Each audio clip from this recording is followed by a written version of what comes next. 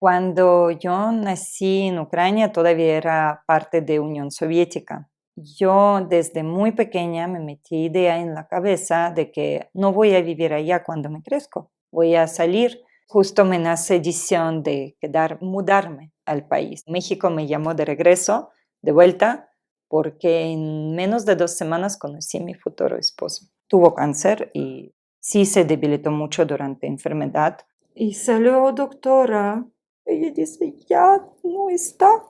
Un tiempo después de quedarnos sin su papá, he conocido una persona en mi vida. Mamá, podríamos tener familia con él. Él podría ser papá de mi hermano. A mí no me preguntaron si yo quiero vivir mi vida sin papá. Encontrando fuerza y energía para seguir solamente un día a la vez, van a poder salir de allí. Y sí hay luz al final del túnel.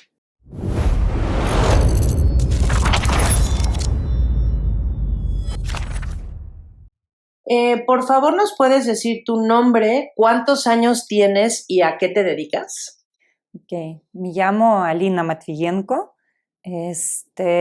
Años. Voy a cumplir 40 años julio. Dedico a dos cosas muy distintas. Yo trabajo en seguros, principalmente seguros de salud. Apoyo mucho a los extranjeros que llegan a vivir en México porque este nicho como que le queda muy difícil a ellos porque no hablan idioma todavía, pero quieren ser protegidos y todo. Entonces, es más como doy más asesoría en ese ramo. Y además, yo me dedico, soy consultora de método matriz del destino, que ayuda a las personas a conocer a sí mismos un poco mejor. Es un método basado en, ¿cómo decir? Un camino cercano a psicología, pero también es un poco esotérico, que nos ayuda a descubrir los lados fuertes que tenemos, de cuales podemos apoyarnos en enfrentar todo lo que nos espera en esta vida. Entonces me gusta ayudar a las personas a salir de tiempos oscuros en su vida o descubrir su potencial, aun cuando están yendo bien, puede ir aún mejor. Y yo muestro este camino. Alina, enviudaste a los 30 años. Correcto. Ahorita vamos a platicar más de eso. Pero tienes 2 hijos, ¿cierto? Es correcto. ¿Nos quieres platicar un poquito del hijo de Luis Enrique? Sí, Dieguito, mi primer niño, mi primer amor interno. Es un niño que tiene ya, va a cumplir 14 años, que rápido corre tiempo. Es un niño muy, con mucha luz, aunque tocó vivir eventos muy fuertes desde muy pequeño. Él tuvo 4 años cuando falleció su padre. Previamente tuvo que atravesar esa etapa de ver su papá, que fue una figura fuerte para él, que representaba seguridad en este mundo, y verlo a lo contrario, perder esta fuerza, porque mi esposo sí se debilitó mucho durante la enfermedad, se perdió muchísima fuerza, tuvo cáncer y saben que esta enfermedad come toda la energía vital que podría tener persona. Lo único que sí pude hacer como para intentar disminuir todo el proceso drástico en mi hijo que tuvo que vivir es entrar a terapia con psicólogos todavía mientras estuvimos en hospitales con su papá.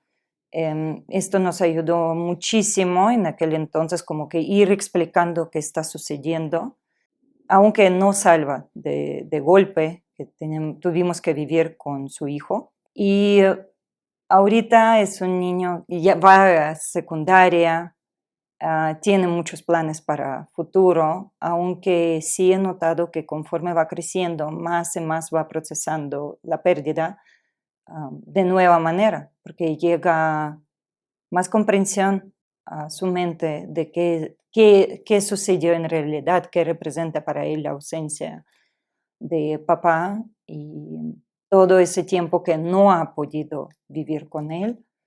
Entonces, seguimos atendiendo esta situación todavía. Yo creo que es algo que luego gente me pregunta, ¿es algo que puedes sanar, puedes llegar a como que superar? Yo creo que lo único que puedes hacer ahí es aprender a vivir con ello. Pero para un niño, sí es como que no tiene todavía esta madurez para poder aceptar, él constantemente pregunta por qué tuvo que pasar esto.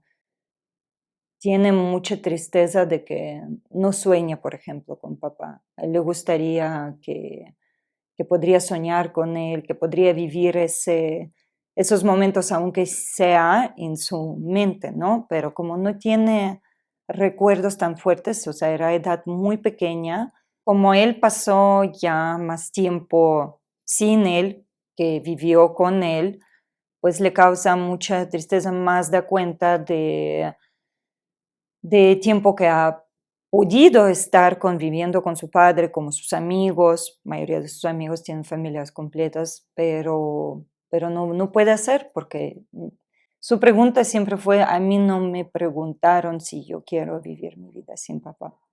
Entonces, le causa mucha frustración en la vida. Y honestamente, en su momento, de hecho, mi hijo intentó abrir corazón a una persona como para ser su padre, pero no fue muy agradable experiencia y yo creo que a partir de allá se cerró para esto. Un tiempo después de quedarnos sin su papá, he conocido una persona en mi vida que quería entrar a nuestra vida, pero más robó simpatía de mi hijo. O sea, yo vería como pues, un amigo, una persona con quien podría conversar y así, pero mi hijo lo vio. Recuerdo su frase, mamá, podríamos tener familia con él. Como Dieguito siempre quería tener hermano y todavía cuando su papá estaba apenas enfermo, tomamos decisión de que no vamos a tener otros hijos porque tuvo que atravesar quimios y todo y pues le causa mucho daño al cuerpo de la persona.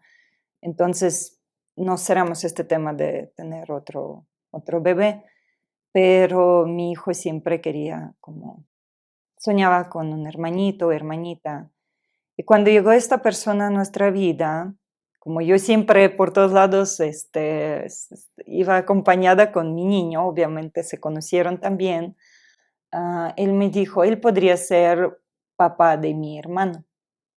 Y esto algo como madre te siembra una semilla en la mente de posibilidad de volver a reconstruir vida, ni siquiera tanto para ti como para él. Entonces empecé a ver a esta persona con otros ojos. Y lo que muchas mujeres cometemos luego, dibujar cosas que a lo mejor no estaban allí o suavizarlos, pintar como una imagen de posibilidad de hacer familia, porque él sí mostraba simpatía y todo, pero uno cuando muestra esta meta tan bonita de volver a tener familia completa para tu hijo, descuida muchos signos ahí, no toma en cuenta, que representaban no vayas para ahí. Y entonces con él tuviste un hijo. Sí.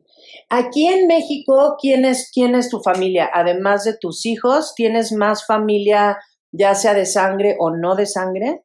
Bueno, mi familia de sangre todos están en Ucrania, pero aquí mi familia mexicana, que es familia de mi hijo mayor, de mi esposo, nunca rompimos lazos con ellos. De hecho, como mi esposo fue hijo único, inmediatamente cuando se fue, yo tomé decisión, nos vivíamos un poquito lejitos de mi suegra, tomé decisión de mudarme más cerca, prácticamente a una cuadra de su casa, para estar ahí para ella, porque pues, así como era hijo único, era nieto único, y decidimos estar cerca y desde entonces, aunque no siempre vivimos muy cerca, pero estamos muy unidos, nos vemos frecuentemente, prácticamente segunda mamá mexicana.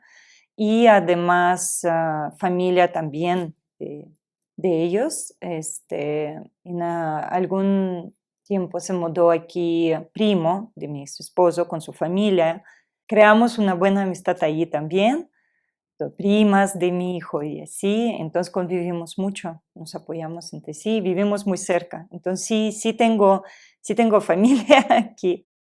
Ok, ahora sí, para empezar a entrar más a fondo en tu historia personal, más allá de esposa o de mamá, platícanos todo lo que tú quieras acerca de cómo fue crecer en Ucrania. Ok. Bueno, cuando yo nací en Ucrania todavía era parte de Unión Soviética. O sea, es otro mundo muy cerrado, pero no sé cómo yo desde muy pequeña me metí idea en la cabeza de que no voy a vivir allá cuando me crezco, voy a salir. De hecho, cuando hablo con mi hermana, tengo una hermana mayor, 14 años mayor que yo. Ella siempre recuerda, dice, es que desde muy pequeña decías que vas a vivir en otro país. Y nosotros reímos, o sea, ellos reían, porque en Unión Soviética no existía así como fácilmente te puedes ir a vivir a otro país. Entonces, no sé, así iba creciendo, me acerqué mucho a través de aprender idioma, a través de películas que me atraían, programas. En aquel entonces era MTV. De hecho, yo por algún error de televisión tenía este canal sin traducción, entonces me involucraba más en esa atmósfera de otro idioma, otra cultura y todo. Me gusta mucho leer. Y yo crecí leyendo mucho, me gustaban detectives, o sea, y así. Entonces, prácticamente todo fue hablando de otros países que no conociera, pero podía sumergirme con libros. Entonces, a lo mejor eso también instaló muchas imágenes que quería luego conocer en persona, vivir. Em, no sé, o sea, fue algo que, como dicen, estaba en mi sangre, necesitaba hacer. Aunque mi familia no fueron de gente que emigró o viajó mucho, no, a lo contrario, fue todo lo contrario, como que más gente que estaban más apegados a su hogar y todo. ¿Cómo era Ucrania en los años 80, 90?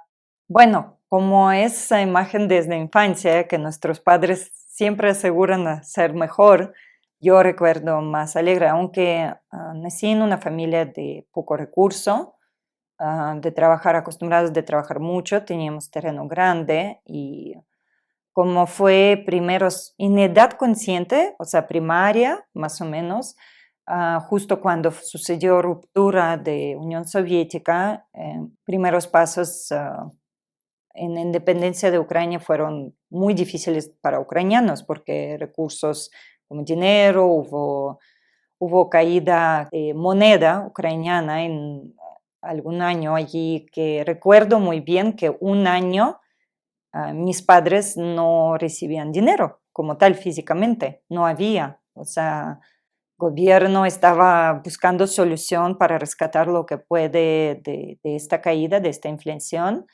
Y en este año mis padres creo que sembraron algo súper importante en mí. Me mostraron que mientras nos trabajamos en equipo, mientras nosotros creemos que hay solución, sí habrá solución. Porque imaginan una familia ahorita dejar sin ingresos por un año. ¿Cómo le hicieron? Eh, es que es impresionante. En verano sí te puedes rescatar de tu terreno, te puedes crecer en huerta, verduras, frutas. Gracias a mi mamá tuvimos jardín grande, ella hizo inversión porque cuando ellos compraron esta casa estaba vacía, no había nada, pero pudieron hacer estos ajustes y aprovechar de este terreno. Pero en invierno, dices, ¿de qué vives en invierno? No hay nada.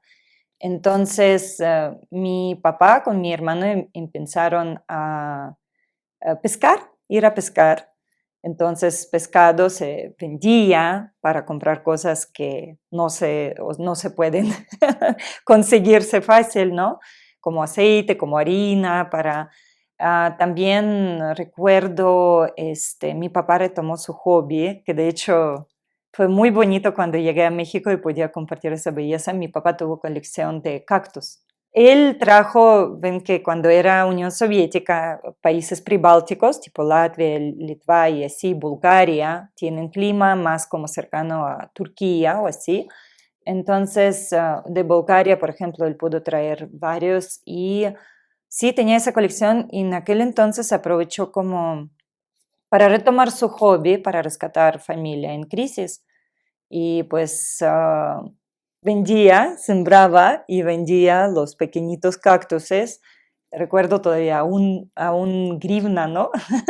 A un peso, ¿no? Dijimos. Y de esto también podían generar un recurso, que luego nunca dejó de hacerlo hasta que se enfermó. Para él era como generar un ingreso adicional para apoyar familia.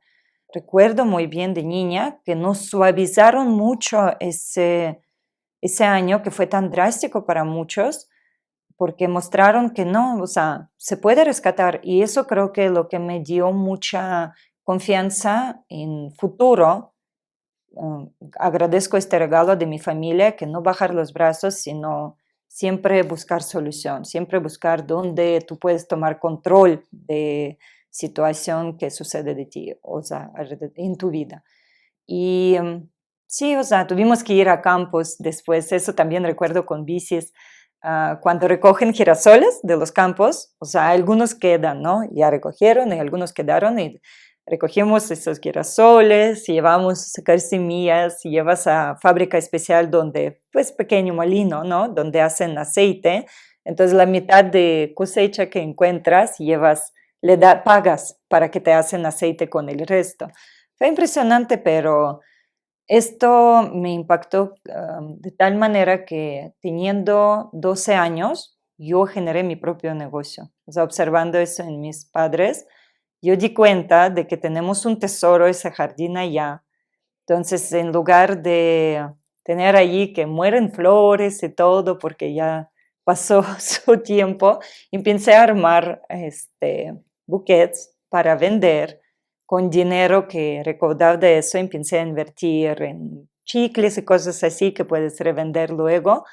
Y sí, desde 12 años, yo recuerdo durante verano, yo logré quitar carga de mis padres, de juntar dinero suficiente para comprar mi chamarra de invierno, solita, y tuve 12 años. Y desde entonces, mi impulso, yo creo que eso fue lo que me hacía como que querer salir de Ucrania. Mi impulso hacia independencia personal fue muy, muy fuerte, solo crecía. ¿Tú tenías conciencia, Alina, de que vivías en un país que estaba sumergido en un conflicto político muy fuerte o no porque te lo suavizaron? O sea, ¿tú qué conciencia tenías del país en el que vivías y de la familia a la que pertenecías? Ok.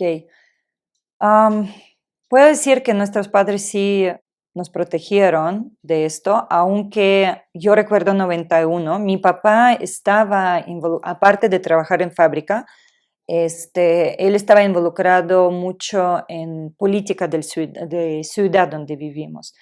Y además, él fue escritor en periódico.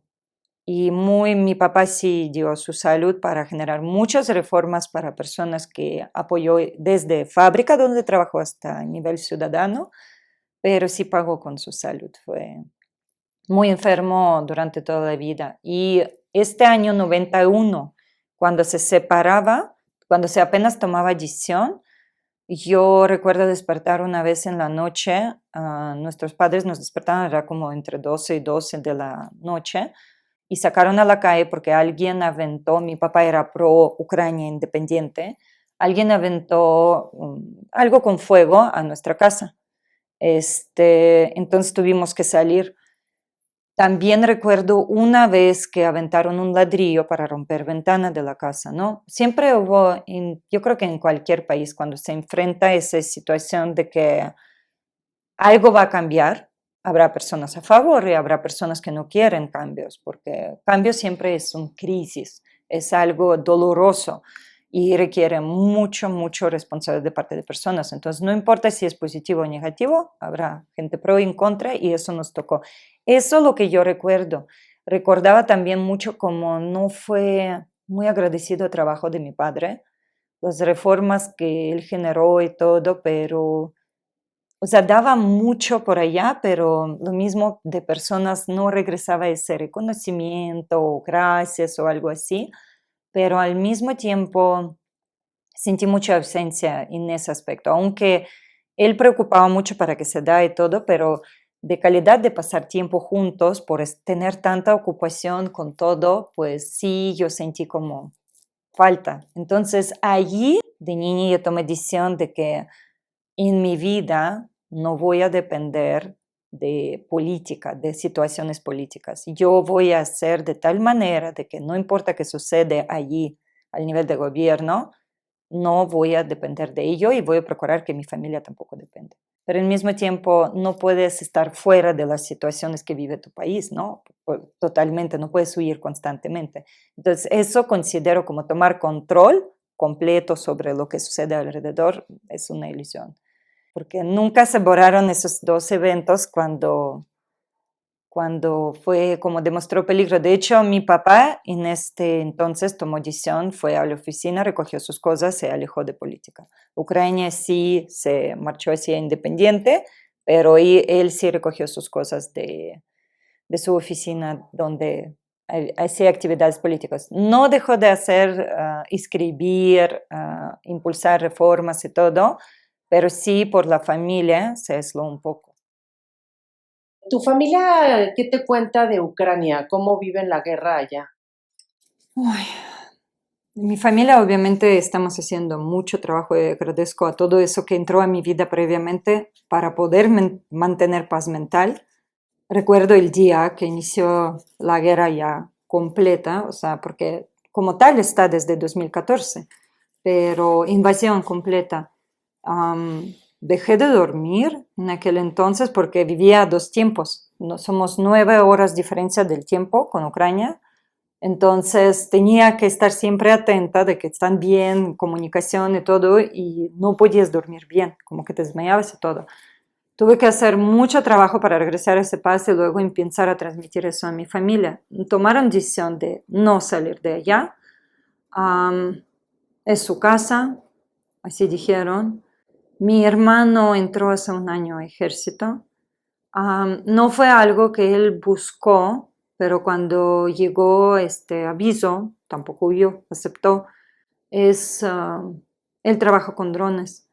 Es más pacífico, entonces es muy bueno en lo que hace, fue el mejor en su capacitación, entonces obviamente aporta su inversión en su país de esta manera. Y aparte tiene hijo, es algo que él está allí para cubrir a los demás. Pero lo que he notado es que desde que inició la guerra, yo creo que mi familia allí tiene más vida, vive más día al día, lo que puede, que muchas personas que existen así, trabajo, casa, no.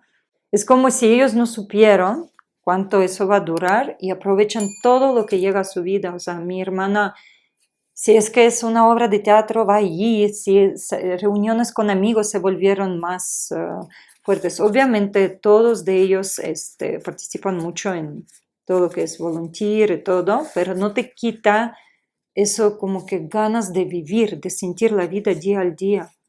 Yo algunas veces digo, creo que tienen más acción allí ustedes, su día al día, que yo aquí con tiempo pacífico. Y eso que supone que personas en este entonces, muchas personas tienen que caer en depresiones y ya es guerra, ya acabó el mundo y todo. No, o sea, se mantienen esta energía vital de seguir. Si defienden la vida, tienen que vivir. O sea, no pueden defender la vida sin vivir, o sea, existiendo. O sea, podemos decir que viven la vida con mucha intensidad. Sí, sí. Y justo hoy hablé con mi mamá y dice ya hubo 5 alarmas, es un ruido muy fuerte. Es algo, pero En algún momento ella como que ya pensó, mi mamá es, ¿saben? Esas personas que en lugar de ir a esconderse, ve a la ventana, ¿qué sucede? Se vuelven muy valientes. Yo creo que eso que a nosotros que estamos fuera nos hace difícil de comprender que gente aprende a vivir con cualquier cosa. O sea, suceden desastres, sucede guerra y gente puede vivir adentro de la guerra, vivir, o sea, ya perder un poquito miedo o tapar o algo. Lo que sí tenemos, o sea, gran preocupación es mi hermano. De hecho, vino 5 días a estar con su familia. Apenas en la noche regresó con tren, acercó hacia frente y pues luego no sabemos cómo. Pero sí, es diario. Nuestra rutina es quien despertó. Vemos, estaba presente, estaba en línea, o sea, no molestamos hasta que él tiene tiempo, pero es esto, está en línea, pero sí, y tú entiendes que muchas familias viven esto en Ucrania, pérdidas diario, horribles, fuertes. Y tú no puedes ponerse de egoísta, pero conmigo debe ser todo bien. Es parte del proceso que ellos están involucrados. Hay algo fuerte que cada familia que decidió quedarse en Ucrania lo aceptó en su momento. Todos están allí vulnerables. Aparte, hombres ni pudieron salir. Ley marcial no permite salir. Entonces tuvimos que aceptar que mujeres tampoco van a querer ir, dejando hombres. Yo lo que pude compartir con ellos es que tenemos mucho que cuidar nuestro estado mental. No caer en odio. Está intoxicado mi país ahorita por odio. Es muy justificado porque muchos sufren. Pero al mismo tiempo no podrá sanar si duele tanto y arde para venganza. Es como un círculo que nunca va a acabar. Alina, ¿nos quieres platicar cómo, cuándo y por qué fue que decidiste irte de Ucrania y a dónde te fuiste? Bueno, durante escuela, yo sí de repente cambiaba ideas de quién quiero ser, mucho traductora o algo. Sé que sí imaginaba siempre que voy a realizarme profesionalmente en otro país, pero no imaginaba cómo será. Entonces, al terminar escuela, decido estudiarme en otra ciudad. No tenía muy fija qué elegir, idea, pero en aquel entonces recuerdo era muy de moda economía y de otro lado era programación, cómputo. Entonces, de moda se influenciaba mucho las mentes porque representaba como prestigio, algo que podrás ganar un sustento. Entonces, muchas personas se tomaron como decisiones no a favor de propio deseo, pensando como más en esto me va a proveer buena la vida.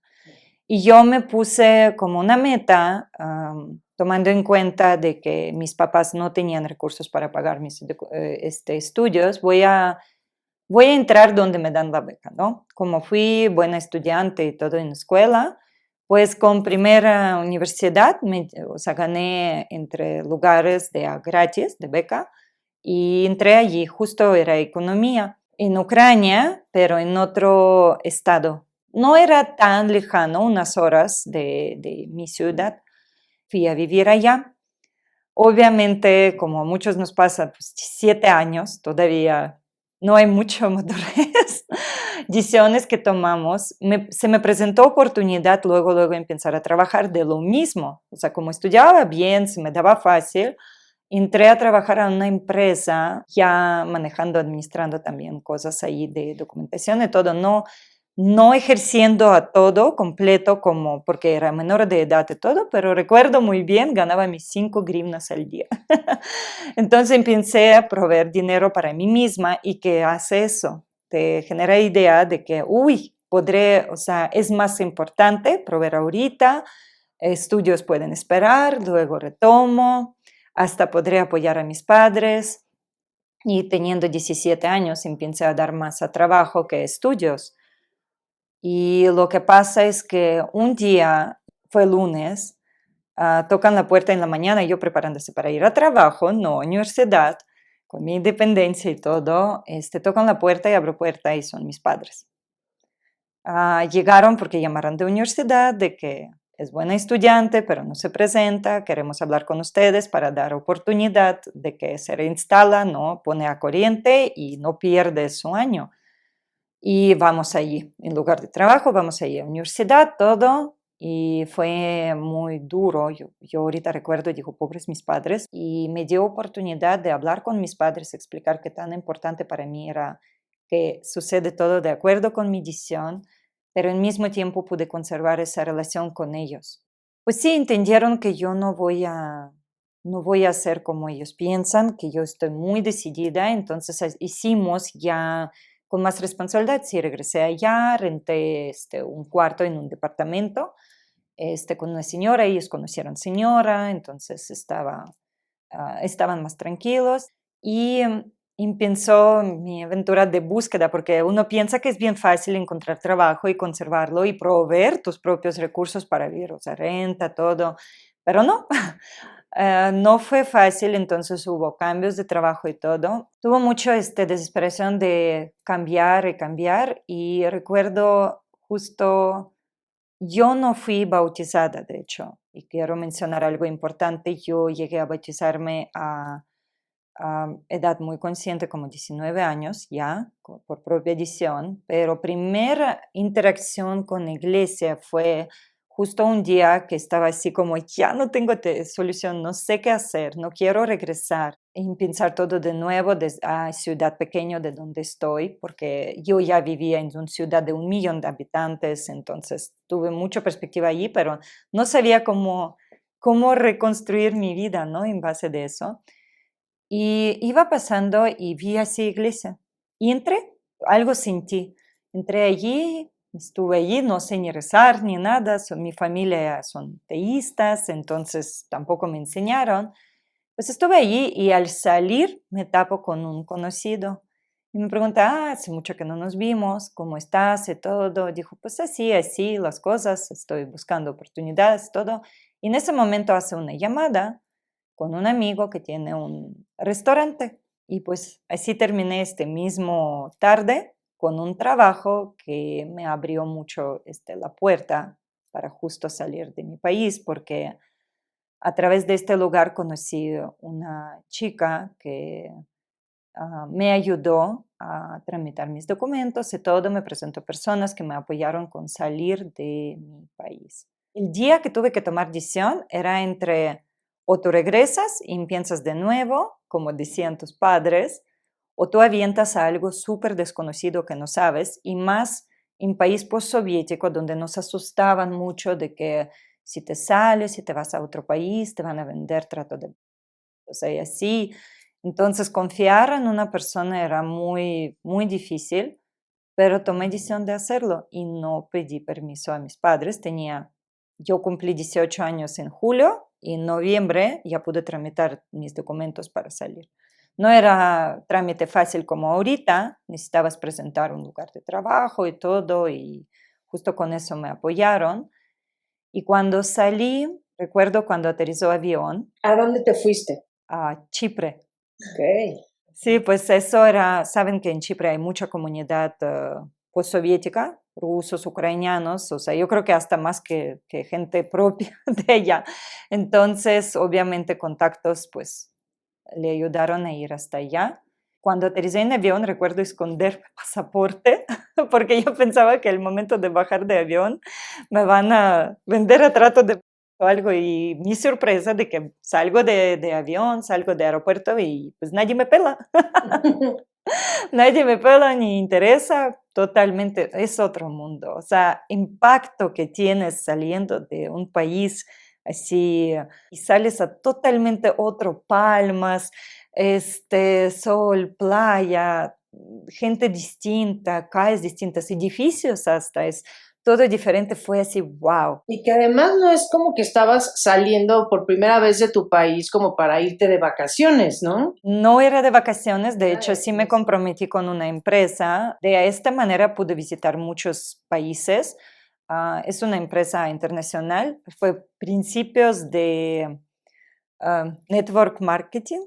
Entonces me dio permiso, o sea, de poder viajar, elegir países y cada vez tramitarte ahí visa de corta estancia para aprender idiomas. platícanos que sin querer estuviste en una guerra. En aquel entonces, teniendo 22 años, bueno, iba a cumplir 22 años y tenía un novio que vive en Estados Unidos, pero tiene raíces libaneses. Yo tramitaba justo papeleo para ir a estudiarme en Estados Unidos. Él me apoyaba con contactos con una universidad en Arizona. Iba a estudiar relaciones internacionales con previo año de mejorar inglés y todo. Me rechazaron la visa, entonces tuvimos que seguir viéndonos en países intermedios como Turquía. Fui de viaje a Turquía con él y decidimos que mi cumpleaños vamos a pasar en Líbano, a conocer su familia y todo. Al momento de entrar al país, menos de una semana empezó conflicto que convirtió en guerra con Israel. Obviamente, primero lo que pasó es que todos los aviones que estaban en aeropuertos rescataron a Jordán. Entonces, pues no había manera de salir con avión. Y en aquel entonces, por los trámites de visa y todo, no podrías atravesar la frontera terrestre, siendo de otro país, ni marítima. Entonces, me quedé atrapada allí, adentro del país, sin poder salir. Y mi país sí tomó tiempo de organizar rescate, porque no es algo que puedes hacer de un día para otro, porque tiene que negociar el mismo país con generar esa segura zona para salida de turistas. Entonces, lo que pasó que quedamos allí como 3 semanas o un mes, o sea, prácticamente toda la duración de guerra, quedamos allí atorados. Mi novio sí tuvo oportunidad de salir con barco de Estados Unidos, pero rechazó por no dejarme sola allí. Y decidimos que vamos a esperar el rescate ucraniano y después él sale, como él sí podía atravesar frontera con coche, él sale de esta manera a Siria. En aquel entonces Siria era pacífica, y luego Turquía y de allí ya con avión.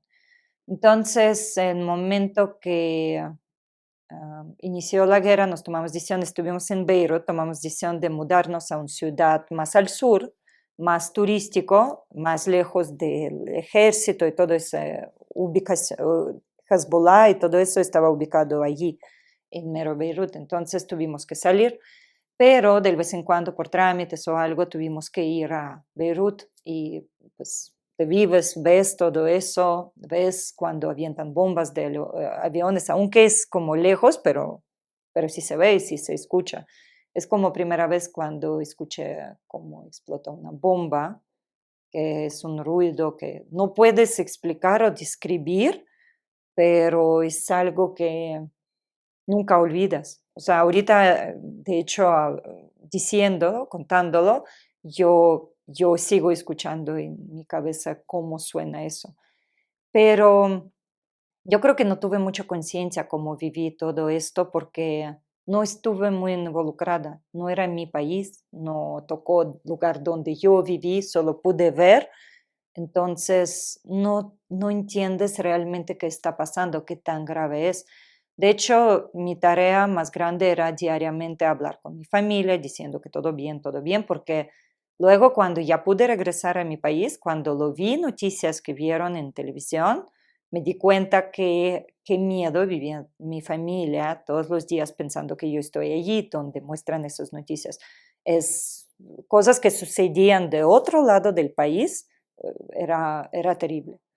Entonces, y esto todo se vería en mi familia diaria, yo estando adentro no vería nada más de lejos.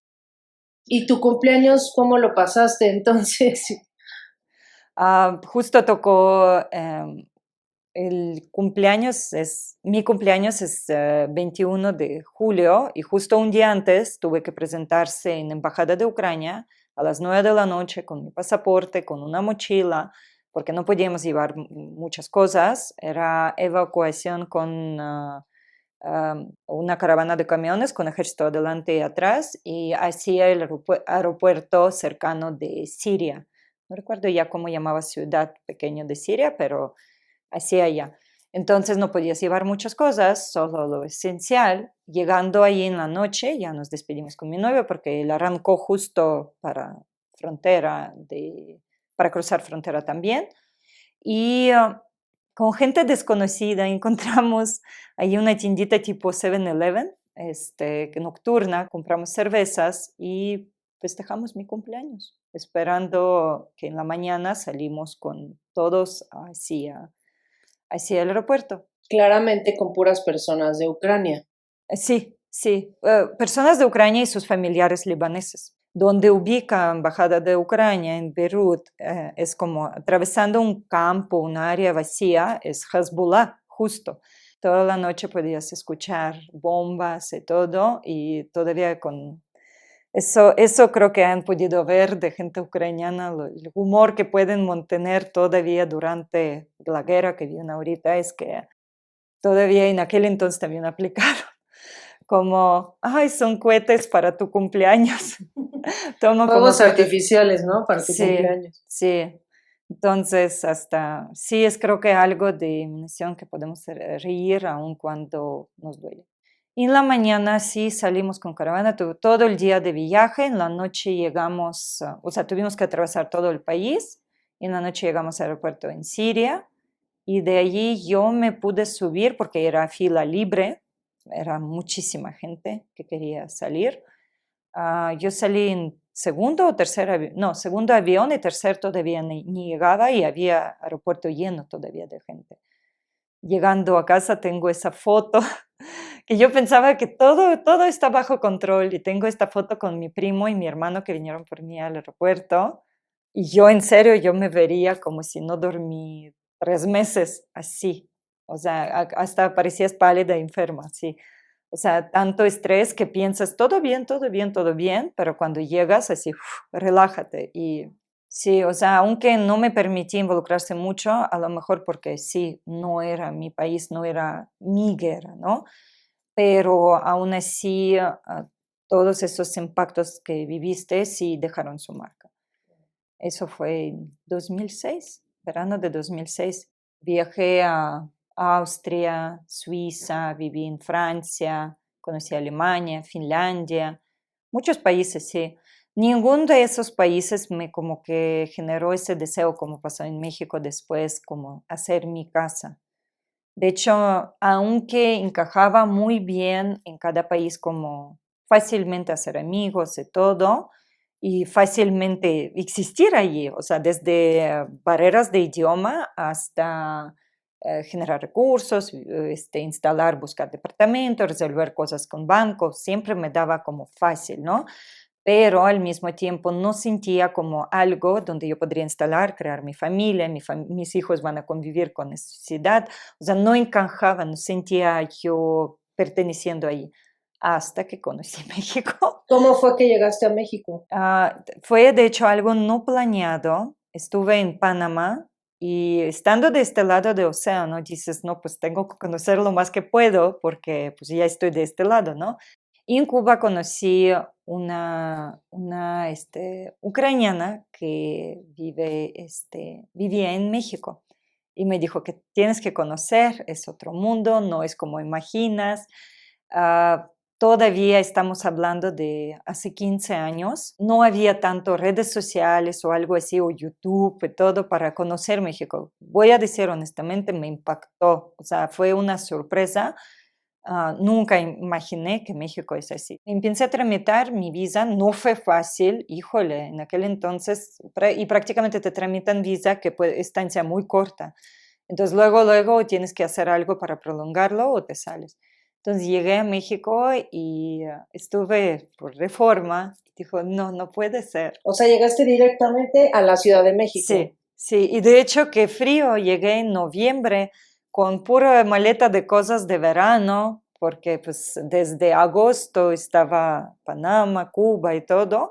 Se tardaron más de un mes. Tuve que estar en Cuba esperando mi visa, que no planeaba eso. ¿Qué hacer en Cuba más de un mes?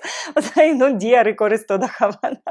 Entonces, cuando llegué a México, justo me tocó esos fríos de noviembre, impactante,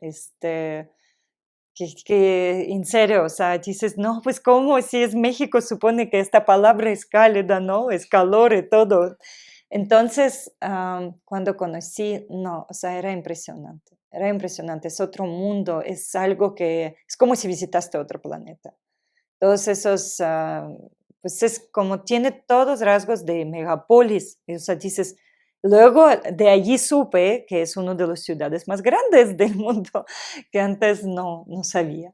Y yo en aquel entonces tuve mi tradición con mi familia de que Año Nuevo paso con ellos. Entonces en diciembre regresé a Ucrania, pasé Año Nuevo con mi familia y después me tocaba ir a Finlandia, donde yo planeaba pasar unos años para tramitar mi pasaporte europeo.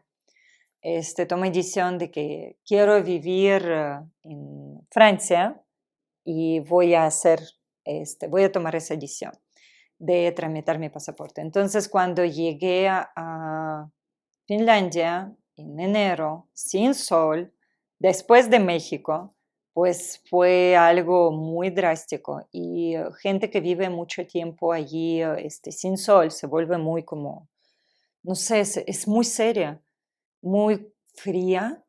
Para mí era impactante. Yo soy persona de mucho, al contrario, busco siempre sol, busco siempre, yo me inspiro en clima, ¿no? Entonces para mí fue algo muy fuerte y mis nuevos amigos que hice en México en poco tiempo me dijeron, aquí en febrero se empieza verano, ya el clima es muy bueno, tienes que regresar.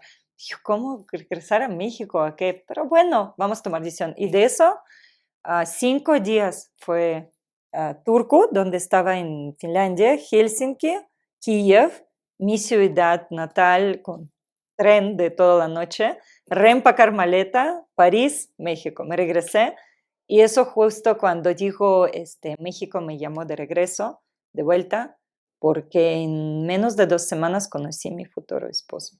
Conocí Cancún y es justo me nace decisión de mudarme al país, o sea, ya no estar de turista, sino ¿Cómo conociste a tu esposo? conocí en un restaurante, él trabajaba al lado y empezamos a platicar y fue impresionante, fue como un clic.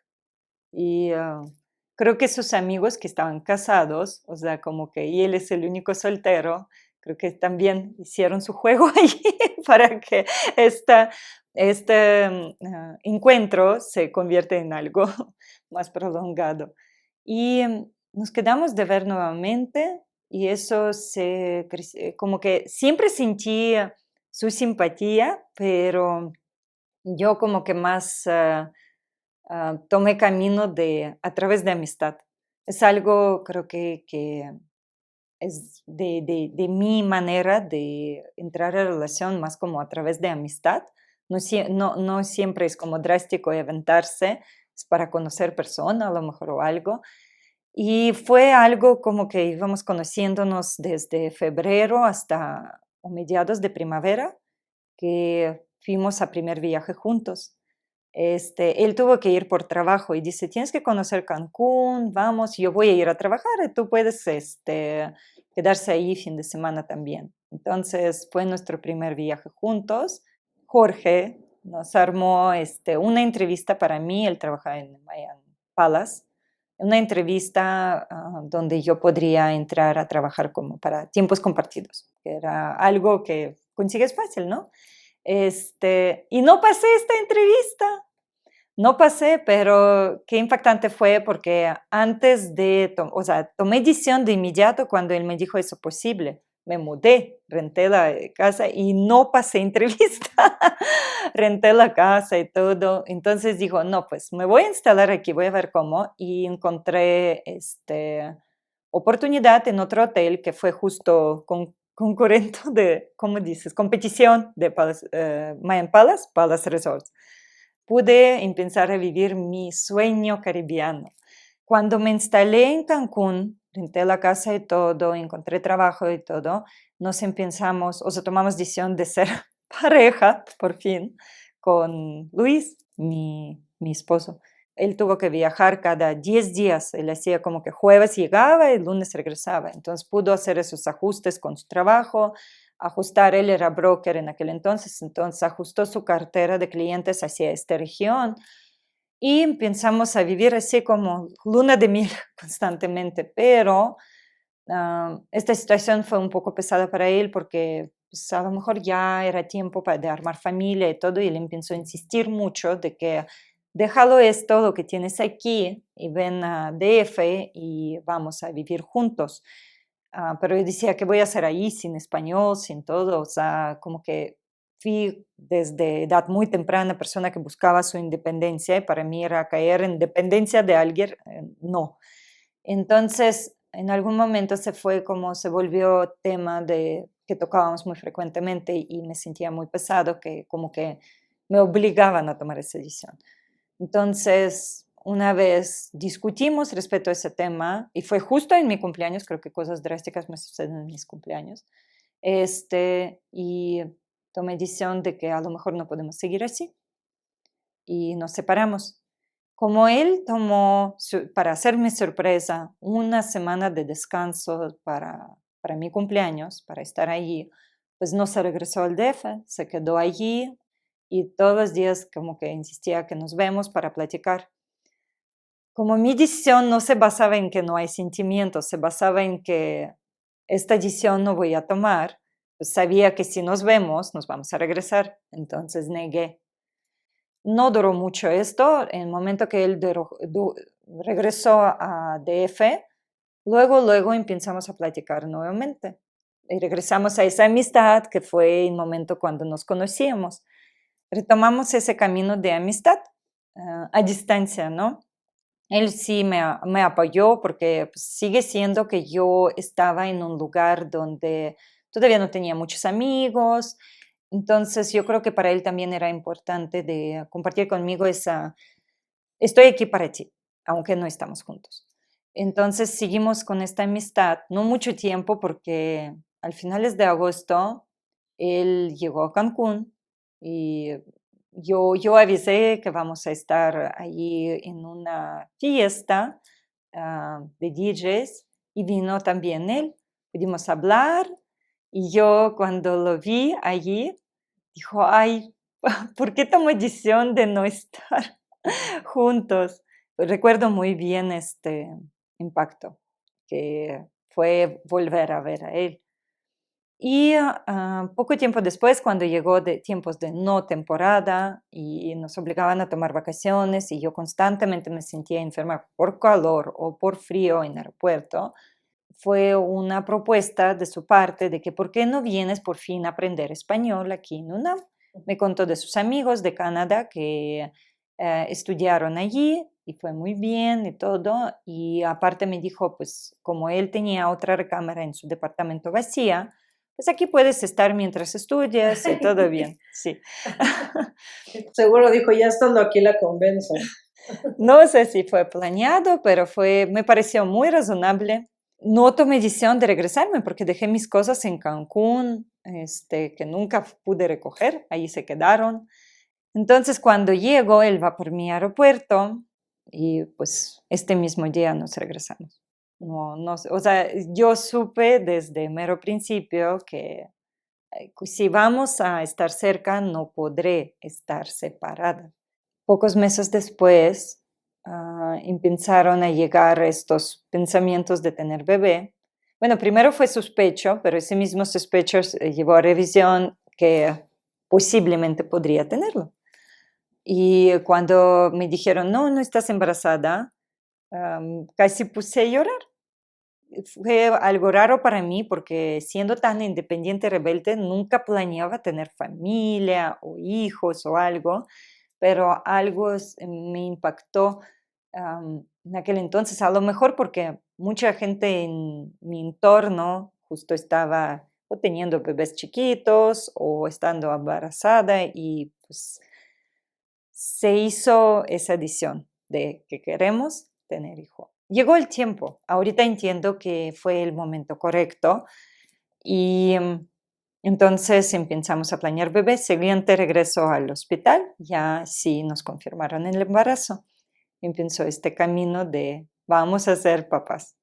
empezó él a sentir un poco de vez en cuando como malestar con estómago. Tenía algo él en contra de los doctores, yo creo, siempre esperaba hasta último ir con doctor, probablemente porque pues era hombre fuerte, muy seguro, entonces no, como que percibía como yo puedo solo, ¿no? De repente él decía, a lo mejor fue comida, a lo mejor fue, él decía que a lo mejor comió algo pesado, a lo mejor fue algo que tomó, ¿no? Pero sentía de repente molestias, molestias tipo ardor o dolor, pero no todavía tan grave como para que nos alarmamos mucho, o sea, de vez en cuando. Pero recuerdo cuando llegó agosto de 2014, fuimos con amigos a Acapulco y es cuando sí sus malestares empezaron a ser mayores. Y regresando de allí, en principio de septiembre ya era insoportable porque diariamente tomaba analgésicos, consultaba con un amigo doctor que puedo tomar para disminuir dolor. Y un día me desesperé y dije, no, tenemos que ir a urgencias. Cuando fuimos, nunca esperábamos que será algo grave. Yo digo, pues imagina si es apéndice o algo, hay que atender, ¿no? Entonces, cuando llegamos a urgencias, me empezaron a revisar, dijeron que tienen que hacer otros estudios y todo. Y cuando nos dijeron el diagnóstico al final, recuerdo ese día, recuerdo ese momento, es algo, cuando te dan noticia que nunca, nunca sospechaste, nunca, o sea, tú puedes preocuparse por salud, pero no esperas diagnóstico tan grave. Y cuando dijeron que es, aparecen ahí tumores y hay que revisar si son malignos o no, porque hay sospecha de cáncer, y yo estaba ahí con él, es como, haz de cuenta, agarran algo pesado y te dan ese golpe en la cabeza. No puedo describir diferentemente esa noticia porque yo esperaba, no sé, un malestar, o sea, lo peor que esperaba es que ese apéndice, ¿no? Que se elimina y ya, pero nunca esperaba esto. Y cuando hacen estudios, nos dan diagnóstico de que es cuarta etapa, ya hay metástasis, y aparte forma de cáncer que él tuvo era esa forma gelatinosa que es muy resistente a los quimios. Entonces no podían tratar de manera bien. Es muy lento tratamiento, pero muy agresiva la enfermedad. O sea, la enfermedad avanzaba mucho más rápido que, por ejemplo, cuando hicieron cirugía, eliminaron, revisaron todo, hicieron ahí mismo la quimio, pero al mismo tiempo en un mes ya estaba cáncer de regreso y más avanzado aún. O sea, un mes después de una cirugía de 16 horas. Cada vez se debilitaba, mucho menos resistencia. No pudieron instalar el puerto para quimio porque Luis tenía algo que rechazaba todo lo que no pertenecía a su cuerpo, o sea, no aceptaba. Entonces tuvieron que aplicar a través de venas y sus venas estaban, o sea, cerrándose porque pues, ya no podían también. Pero aún así nada, nada ayudaba, parecía que cáncer no iba a dar ninguna oportunidad. En ese inter, Alina, que estaba Luis con la enfermedad, pues ustedes eran ya papás de Diego. Sí. ¿Qué le dijeron a Diego? ¿Qué le decía Luis a su hijo? ¿Cómo fue todo ese tiempo para ustedes como familia? En principio intentamos de no alarmarlo, pero cuando se volvió algo como ya casi vivimos en hospital, como no, yo no tengo mi familia aquí, tuvimos una niñita que nos apoyaba unos días de la semana, o sea, pero el fin de semana teníamos que apoyarse con mi suegra, abuela, y estaba yo así entre hospital y esto, ya había que hablar con mi hijo, aunque tenía apenas 4 años, tuvimos que decir que la papá un poquito enfermo y todo, pero sin explicar todo, no, no tenía capacidad de entender. Lo grave se volvió cuando después de una cirugía se colapsó su pulmón y él tuvo que estar conectado al oxígeno constantemente. Ya no podía respirar por su propia cuenta y pues no pudimos, o sea, ya hijo lo vio con balón de oxígeno y todo, y obviamente dio cuenta de mucho más cosas. Nunca transmitimos algo como no se va a curar, por eso él no estaba preparado para perder su padre. Siempre decíamos, pues está enfermito, pero vamos a salir de ello, ¿no? ¿Y ustedes, tú y Luis, creían que él iba a salir de eso? ¿O en algún momento se dieron cuenta de que no iba a Yo, salir? yo hasta último día estuve en que sí vamos a salir, pero fui yo. Él mucho tiempo pensaba que sí, am, pero en algún momento yo creo que empezó a rendir. Cuando tuvimos que contar al niño, al hijo, fue algo impactante y yo creo que tomé como unos meses convenciendo a Luis que tenemos que empezar con terapias psicológicas para niños. Porque él decía, pero está bien y todo, no te preocupes, lo que sea. Y yo digo, es que no entiendes, o sea, él vive ese proceso también, no podemos contar con que es niño, no entiende. Y Dios libre si, o sea, si eso pone grave o algo, yo tendré que rescatar, o sea, él también. Entonces él al final tomó decisión de que sí podemos iniciar con terapia. Y eso fue, de hecho, algo muy bueno con que cuenta hospital donde estuvimos, porque tienen un apoyo psicológico ya precreado de varios psicólogos para familiares de pacientes del hospital. Entonces, y es gratuito. Entonces íbamos allí y yo y mi hijo también. Y mm, yo también iba porque se volvió algo muy difícil. Si fue difícil para mí, pues imaginan cómo fue para él. Cuando que fue toda la vida muy fuerte, fue seguridad para su familia y todo, de repente se vuelve vulnerable, llega mucho enojo, mucho rechazo en su ser, se vuelve poco tolerante, muy impulsivo, como decir, enojado con la vida. Hasta hubo momentos con gente sana. Él no entendía por qué él tenía que vivir esto y, por ejemplo, otras personas no. O sea, él no entendía por qué le tocó a él. Y eso obviamente, pues, tenía de alguna manera que sacar. Entonces volvió muy, muy difícil esta situación de estar juntos. Personas no entienden qué es para familiares estar ahí. Y yo recuerdo cuando él se disculpaba luego y decía, es que yo no entendía por qué con amigos, por ejemplo, cuando visitaban se portaba muy, muy bonito, muy atento, muy así, tolerante y todo, y conmigo como que se vería otra imagen de él.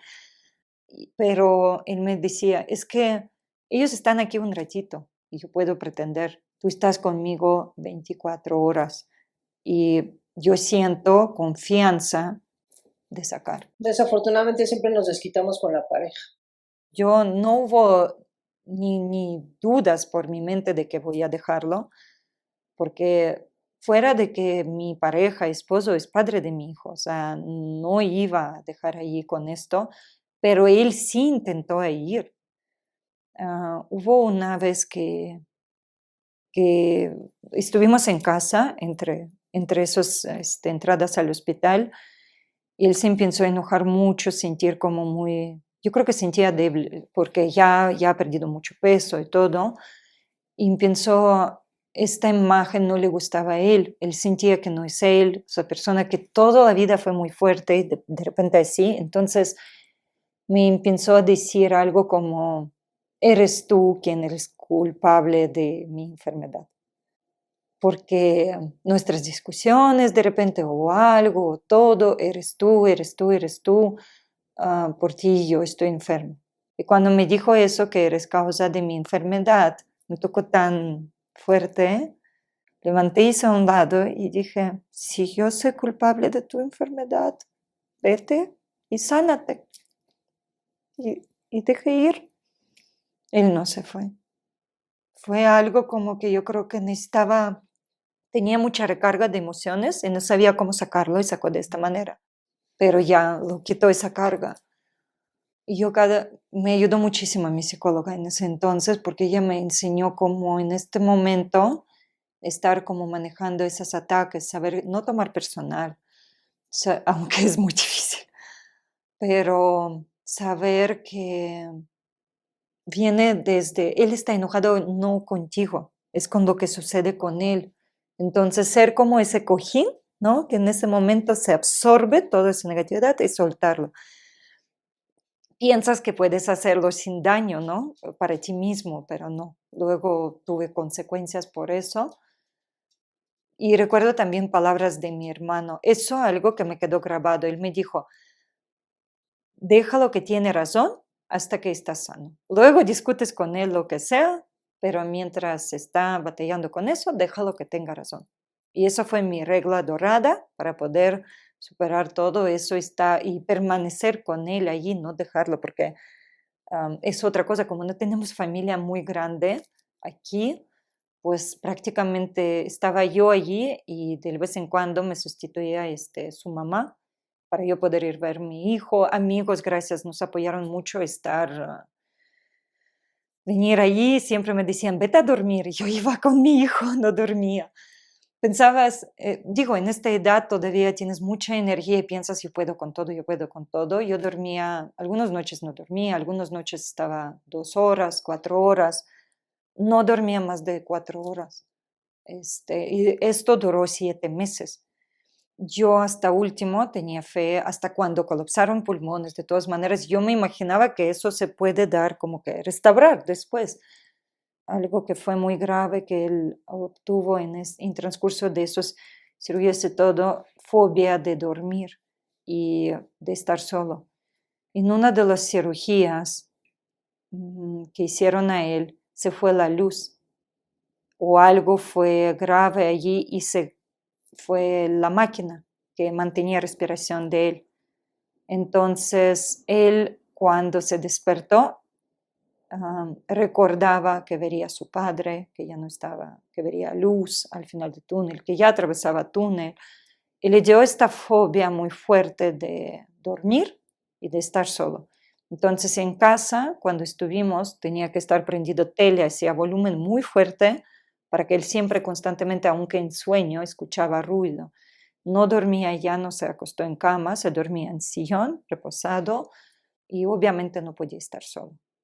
Nos hicimos como un campamento en la cámara y y mi hijo y todos, o sea, estuvimos juntos para generar ese siempre que hay gente, hay gente, hay gente. Entonces, cuando entró en terapia intensiva, entró en shock otra vez, no podía estar, le causaba mucho ataque. Entonces, pedimos que nos pasen allí y yo puedo estar con él. Hasta que empezó a entrar en dolores tan fuertes que empezaron a tener que sedar de vez en cuando. Primero estaba con morfina, que ya es grave, y como doctor nos explicó, los dolores que él sentía en toda el área de panza era como tener carbón caliente ardiendo ahí adentro. O sea, dolores de oncología son dolores más fuertes que existen. Entonces, obviamente, subía cada vez la dosis y al mismo tiempo teniendo baja respiración, más morfina disminuye respiración aún más. Empezó a entrar en estados de intoxicación por CO2 que no sacaba bien, porque su pulmón no permitía. Entonces empezó a alucinar. Fue otro reto como que conocer totalmente desagradable el lado de todo ese proceso estaba. Y allí fue cuando empezó como que empeoramiento. O sea, cuando entramos por mantenimiento y ya esperábamos que pronto regresa a casa, recuperación y todo, y no, empezó caída. Y él ya pedía, sentía tanto dolor que cuando llegaba el doctor a revisar, él agarraba hacia la mano, pido paz, pido paz, pido paz. O sea, ya no pedía mejorar, ya pedía que eso se acaba. Es cuando no importa que tanto nosotros, personas que estamos al lado, queremos que siga luchando, nosotros no sabemos qué él está atravesando en este momento y no podemos tomar decisión por él. Y él ya no pedía mejorar, él ya pedía como que descansar de eso. Estaba muy cansado, era mucha pelea. Y cuando una persona le entrega todo para superarlo, pero no recibe resultado ni siquiera pequeño, ni siquiera que disminuye o frena su avance de enfermedad, pues obviamente se desgasta. Cuando su mamá observó así, ella comentó algo como, Dios me has dado y este hijo agradeció y pidió que lo lleva para que ya no sufra. Y cuando una madre lo pide, yo no imagino qué decisión ella tomó porque es su único hijo.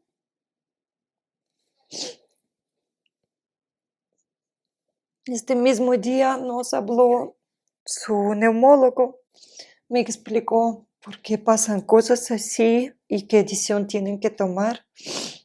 Me dijo que su pulmón, como tenían que sellar porque se colapsó, tenía, tenía cáncer ahí en medio, entonces él no recibía suficiente oxígeno, pero al mismo tiempo el CO2 que tenía que salir no salía y se intoxicaba su mente, entonces se intoxicaba todo su cuerpo. Y que en esa etapa ya no hay nada que pueden hacer, o sea, eso ya es determinable. Y yo no aceptaba ese día que eso puede terminar con un resultado negativo.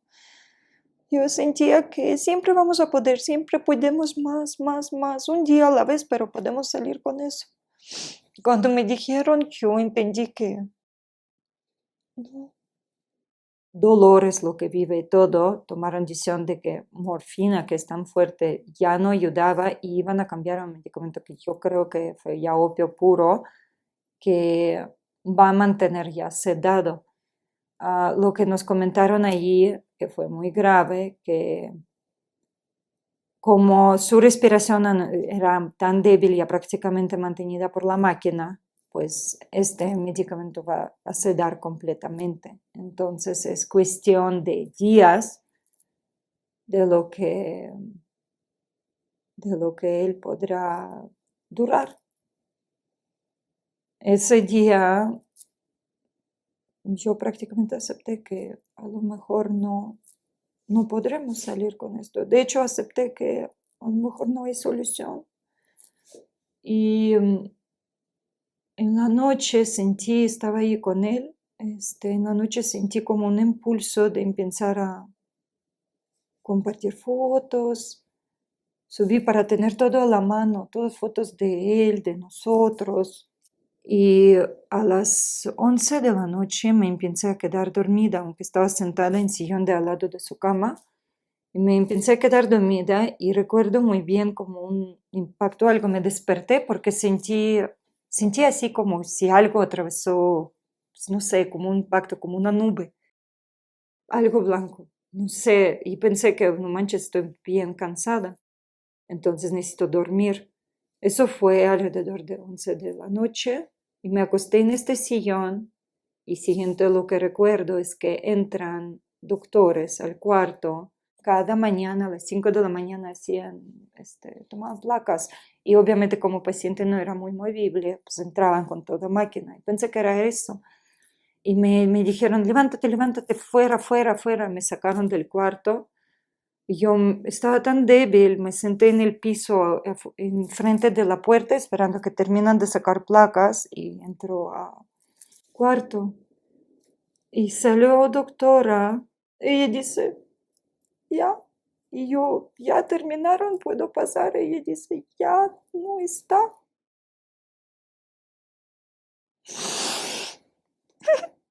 No pude mantener, no pude.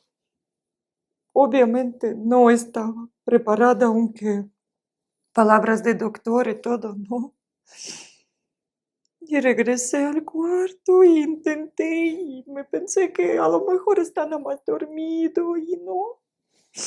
Y doctores empezaron a calmarme diciendo que ahorita tienes que estar calmada porque tienes que avisar a su madre. Y dices, ¿cómo? ¿Cómo hablar en la noche a una madre a decir que su hijo ya no está?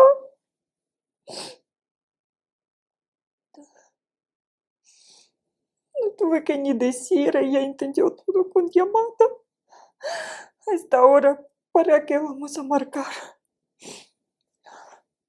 Y ahorita entiendo que eso a las 11, que que vi como nube que se impactó así, a lo mejor fue su ida, porque doctores me dijeron que como estaba mantenida su respiración conectada a máquina con máscara, a lo mejor él fue antes y todavía máquina hacía su movimiento y no alarmó en momento. Entonces me hizo como ese impacto y fue cuando él se fue. No pude hablar con más personas, solo avisé a su mamá y avisé a dos amigos, uno amigo de trabajo y otro amigo de esta infancia, para que ellos ya pudieran avisar a todos los demás. Yo no pude hablar ya con nadie más. Recuerdo, amigo, de hecho, uno inmediatamente se empacaron y llegaron al hospital, me ayudaron con todo lo de funeraria, con todo, porque yo no sabía qué hacer, yo no sabía qué procede, yo no podía pensar bien, no. Y ellos me apoyaron con todo eso y otro amigo, recuerdo, me dijo después, dice, cuando vio la llamada no quería contestar. Grisel, su esposa, tienes que contestar, está ahí sola, contéstalo, contéstalo. Y él dice, yo sé por qué llama. Él no quería escuchar, no quería aceptar también. Y en casa estaba mi hijo que no sabía nada. Y como era en terapia intermedia, no dejaban entrar al niño allá. Entonces ya no vio papá por más de una semana y ni va a ver. Y hablé con él en casa. Y hablé, dije, y fue ese llanto que no me preguntaron, yo no acepto. Nunca voy a olvidar esas lágrimas porque era como si robaron papá. El mismo día hablé a su psicóloga que nos apoyaba todo ese camino. Dijo, tenemos que ir ahorita. Y allí pudimos como que asimilar un poco lo que sucedió.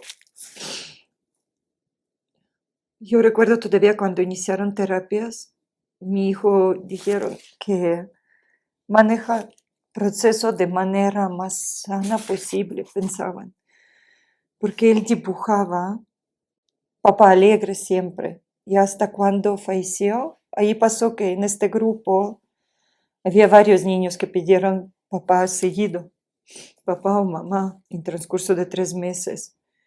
Y dice, solamente mi niño dibujaba, cuando papá se fue, dibujaba jugando golf, comiendo helado.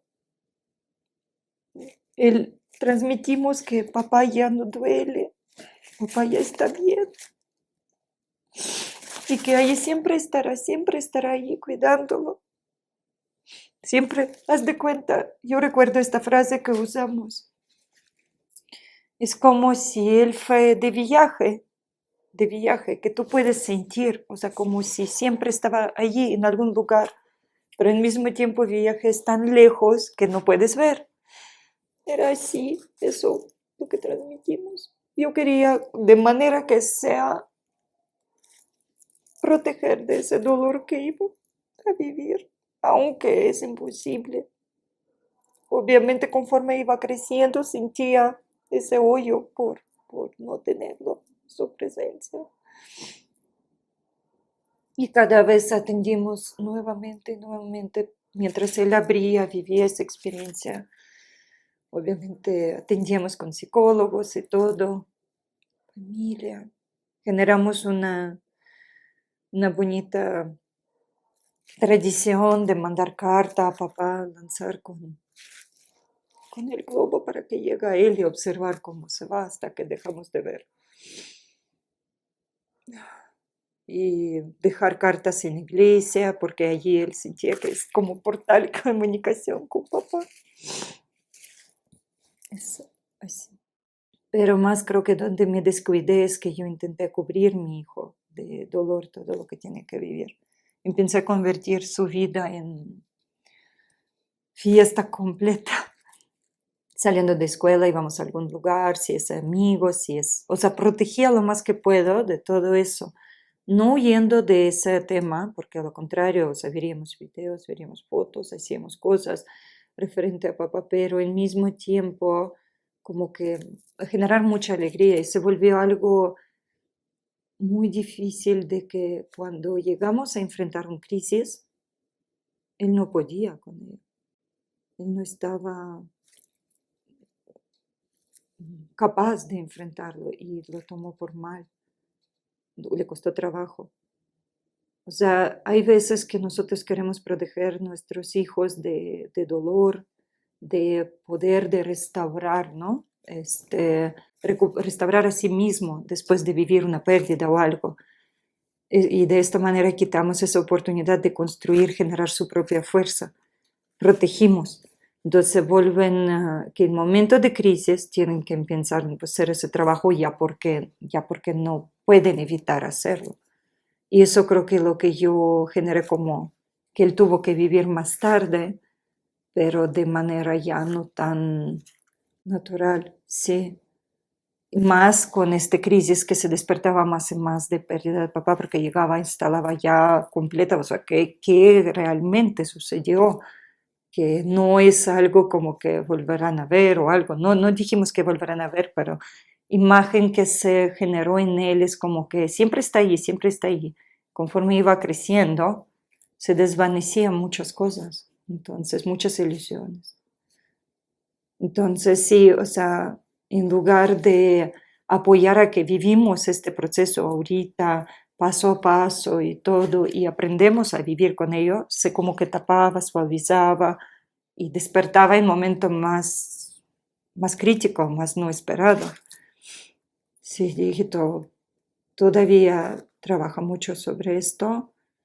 Cada vez que se llega como que grave, atendemos con psicólogos, con ayuda y todo. Grave hablo en cuestión emocional. A él sí le cuesta trabajo a controlar sus emociones. De repente siente muy fuerte la pérdida, los otros eventos en su vida. Entonces, allí sí yo creo que fue mi error de querer proteger de vivir eso. Pero aprendemos de eso y trabajamos ahorita. Eso sí. Pero de pronto encontrarte viuda con un hijo, de verdad, mis respetos que hayas permanecido de pie. ¿Y al cuánto tiempo fue que volviste a tener pareja? Y platícanos de eso. Las palabras de mi hijo de que, mamá, ahora sí solo fallezcas tú y yo me quedo solo. Se impactaron tanto que mi suegra dijo, no, o sea, tienes que llevarlo porque tiene que cambiar la imagen de todo lo que sucede. Entonces fuimos a Ucrania, fuimos a estar con mi familia un ratito. Regresamos y tuve que empezar con muchas cosas porque además de que se fue mi esposo, se quedó pendientes ahí de trabajo, de negocio que traíamos y yo que no trabajé por varios años, tuve que empezar a aprender a hacer cosas que nunca he hecho en mi vida. Entonces estudiar prácticamente de nuevo porque tuve responsabilidad de mi hijo, todo para atenderlo. Tienes que aprender a superar todos los complejos de que no me va a salir bien, no voy a poder, y aprendes el mero proceso porque ya no hay de otra. Empezamos a trabajar y al finales del año es más o menos cuando yo conocí a esta persona, todavía apenas conocí, que entró a nuestra vida con mi hijo. Conocí por querer cambiar mi auto, que ya tuve auto de familia y nos quedamos los dos. Entonces quise cambiar algo pequeño que no estorba, no ocupa espacio, porque pues, ya de dónde. Y de esta manera conocí a esta persona que hubo un clic como en pláticas, es persona que lea mucho, siempre tiene mucho que contar. Tiempo después supe que eso le funciona mucho para atraer atención de las personas también. A lo mejor no muy conscientemente, pero recuerdo algo cuando él empezó a conocerme un poquito más, me dijo, ay, debes tener mucho cuidado que eres muy vulnerable ahorita, como presa fácil. Pero dijo así como, se escuchaba como si fuera un, no, ten cuidado, no te caigas en mucha confianza con personas, o sea, como preocupación. Nunca esperaba que eso va a ser luego en contra de mí. Entonces, nos empezamos a vernos un poquito más frecuente. De repente, si yo iba a comer con mi hijo, él nos alcanzaba, platicar, y ahí es cuando despertó esa simpatía de mi hijo por él. Duró un tiempo, todo el siguiente año, cuando vino mi familia aquí, y él nos apoyó con acompañarnos a llevar a pirámides y todo eso, conocer. Pero siempre hubo ahí algo como que llamaba mucha atención y por eso yo mantenía como que sí, no. Aunque mi hijo sí abrió su corazón con esta persona, yo no estaba segura porque esta persona traía una familia antes y cosas no terminaron muy bien. Entonces, como me daba mucho dudas, pero sí era muy fuerte ese deseo de otra vez rescatar a mi hijo, o sea, mostrar esa imagen de que sí se puede, ¿no? Y tomas decisiones sin pensar. Además de que justo cuando conocí a esta persona, luego me diagnosticaron por mis convulsiones de que tengo algo que se despertó en base de desgaste físico, um, que es algo parecido a una forma de epilepsia neurológico, que de repente te puede dar un corte en cerebro. Tienes neuronas que siempre trabajan con sobrecarga, por eso fui siempre hiperactiva, buscando y todo. Hablo rápido, hablo mucho, hablo antes de pensar a lo mejor. Todo sí muy acelerado en mi vida, pero al mismo tiempo, cuando se despertó con ese desgaste físico de no dormir, se empezaron a suceder cortes y que es algo peligroso porque en momento si manejas coche y te da esto, te causa accidente. Tuve que entrar en tratamiento, lo que me hizo sentir como pobrecita. Me caí en que, híjole, o sea, que por qué me pasa esto, y este estado genera justo esa vulnerabilidad de que te abres, no con personas que debes abrir. Entonces me sentí pues, querer esa protección que ya no tuve porque mi esposo ya no estaba conmigo.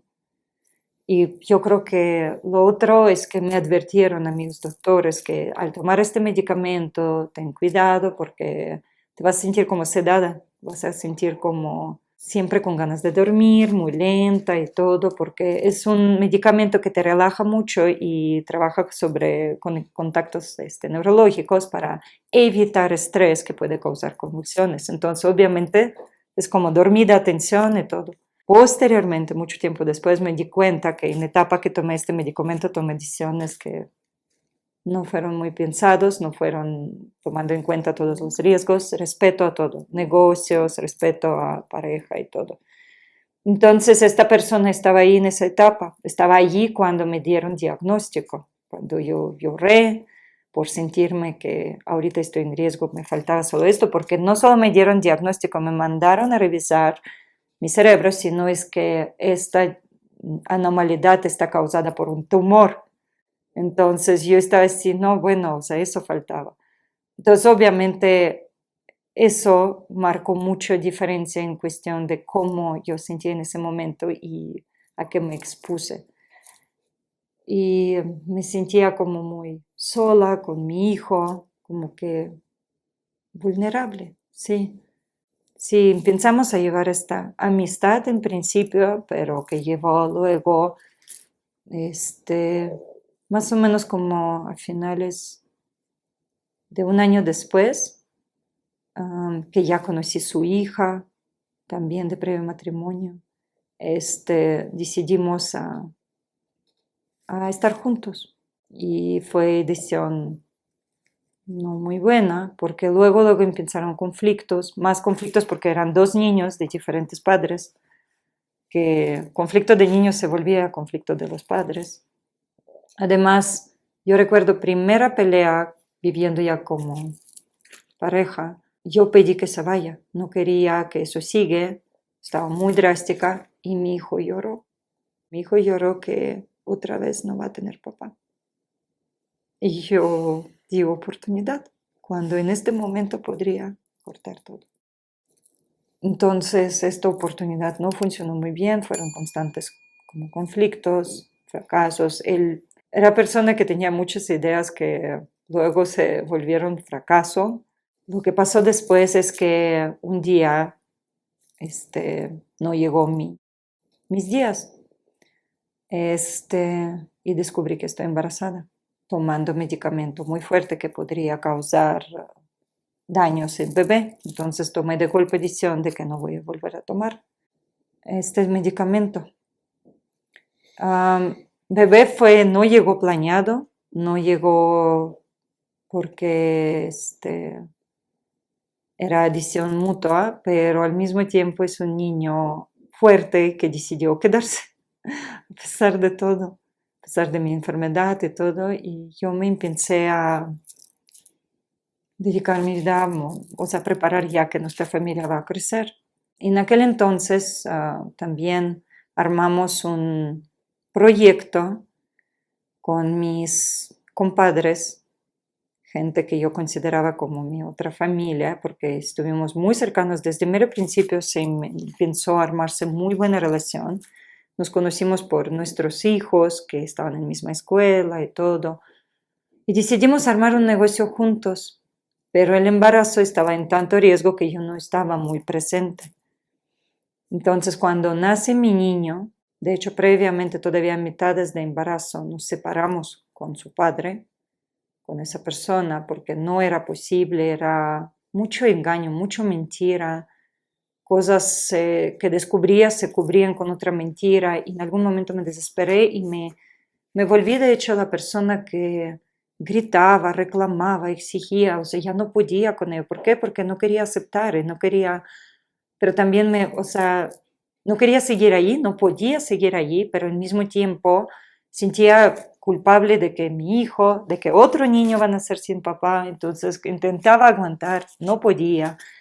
De parte de otra persona no venía ningún esfuerzo de estar mejor, mentiras se hacían más grandes y como teníamos unos proyectos en promedio, empecé a descubrir que el dinero no era completo, que de repente las ganancias no cuadraban con lo que debía ser.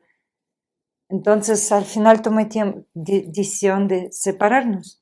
Yo intenté mantener esta relación sana porque, aunque nosotros no funcionamos, él sí podría cumplir como padre de bebé. Y es donde cometí error, esperando, queriendo dar oportunidad a padre cumplir como padre. Al momento que nace mi bebé, a unos días vinieron mis compadres, que ya sentía mucho que mi participación en este negocio era comprometida, pero no quería aceptar. Entonces vinieron a conocer bebé, están ahí con nosotros, y saliendo prácticamente de mi casa se bloquearon mis números, porque cuando yo intenté hablar otro día, no entraba llamada, pero recuerdo estando en casa de mi suegra, le hablé del número de ella y sí entró. Y me di cuenta y me cayó como te tuve fiebre, yo entendí que me iban a dejar fuera. Yo todavía intenté a buscar a través de padres de mi comadre y ellos me bloquearon también. Y cuando hablé al restaurante me dijeron que este restaurante ya no es mi restaurante. Teníamos un negocio ahí en conjunto, que de hecho ¿cómo se llama? Por manera de cómo se registró, yo sí tenía pagarés firmados de mi inversión, pero no participaba en mero negocio, o sea, como dueña. Era un dueño por cuestión de régimen fiscal. Entonces el shock me hizo perder habla, no podía hablar. O sea, el golpe fue tan fuerte que dejé de hablar porque entendí que allí era recurso prácticamente lo que yo tenía que comprometer con proveer vida a mis hijos. Eso fue diciembre, entonces mi hijo mayor estaba con abuela, por aprovechando vacaciones, eso me ayudó mucho como que a recuperarme, pero recuerdo atendiendo a mi bebé recién nacido sin poder hablar. Eso de hecho yo creo que generó un impacto en él porque tardó en hablar hasta casi 3 años. O sea, hablaba muy palabritas, pero no palabras, pero no sentencias ni nada así. O sea, hasta que encontramos una escuela adecuada que soltó eso. Pero sí, yo creo que el impacto fue desde ese recién nacido, ese impacto que mamá pierde la voz, porque no podía, era muy fuerte. Luego, empecé a ver con abogados y todo, este juicio ojalá hasta ahorita, no hubo resultado y todo, porque son personas que no primera vez resultó ser que hacen eso.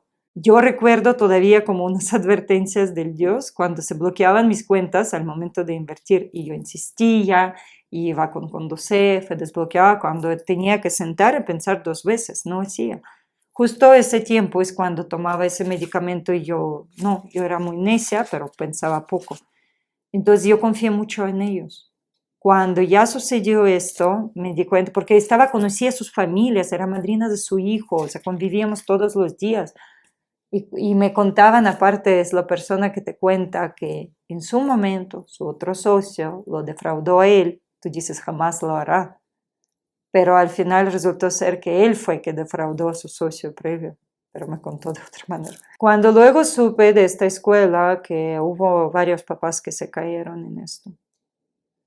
Y allí ella tiene un familiar que creo que trabaja en procuraduría o algo, entonces sabe muy bien cómo evitar ser atrapado, yo creo, porque las cosas no se avanzan muy bien en juicio. De hecho, fue mi lección de aprender a soltar las cosas que yo, o sea, no solamente perdí en ese momento, me seguí perdiendo los años que dediqué a intentar rescatar situación, buscarlos a través de abogados, a través de juicio, a través de todo, en lugar de dedicarme a reconstruir mi vida.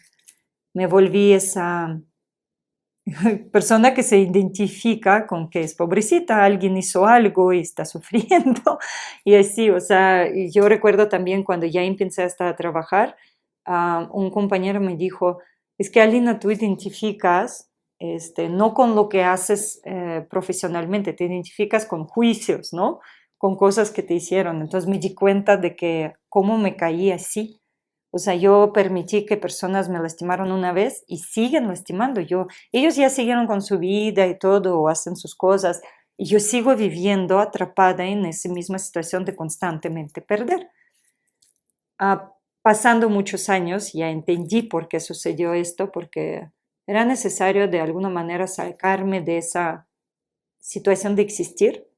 Cuando fue mi esposo, me caí mucho no es zona de confort, es algo incertidumbre, no sabes qué hacer con tu vida, no tuve ni plan que seguir, o sea, seguía allí, existía para mi hijo día tras día, pero no hacía nada útil, no me encontraba, no sabía qué decisión tomar. Entonces, este sacudón fuerte me generó moverme, sí o sí, porque ahora tienes que sobrevivir.